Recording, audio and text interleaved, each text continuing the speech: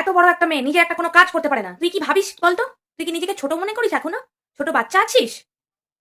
কি বললি? তুই এখনো অত বড় হয়ে যাসনি যে বন্ধুদের সাথে বাইরে ঘুরতে যাবি।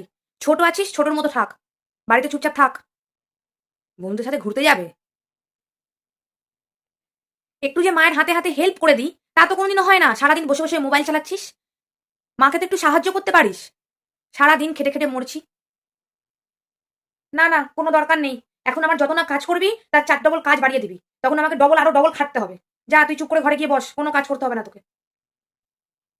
এটাই তো তোদের এখন আনন্দ করার বয়স, আর কবে করবি? যা আনন্দ করার এই স্টুডেন্ট লাইফেই করে নে, আর আনন্দ করতে পারবি না। মজা করার বয়স সারা জীবন পড়ে আছে। এখন অনেক টাইম পাবি। একটু লাইফটা নিয়ে সিরিয়াস হ, একটু ভালো করে পড়াশোনা কর। তুই বসে বসে কি করছিস? পাশের বাড়ির মেয়েটাকে দেখেছিস? সারা দিন পড়াশোনা করে, ওকে একটু দেখে কিছু শেখ। কাপড়গুলোকে ভাঁজ ও করে মা, ও রাখতে মা, হবে। জানো হ্যাঁ বল। ওই পাশের বাড়ির মেয়েটা, তুমি যাকে কালকে বলছিলে, ও আজকে কত সুন্দর বন্ধুদের সাথে ঘুরতে গেল। তা ও যা করবে তোকে তাই করতে হবে? ও যদি গঙ্গাজলে ঝাঁপ দেয় তুই গঙ্গাজলে কি ঝাঁপ দিবি নাকি? কি ভাবছিস?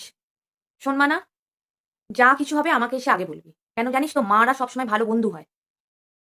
ও মা, ও মা, শোনো না, একটা কথা কি আছে, হলো? শোনো না। মা মা করিস না তো সবসময়। যা এখন, এখন অনেক কাজ আছে আমার। পরে শুনবো সব কথা।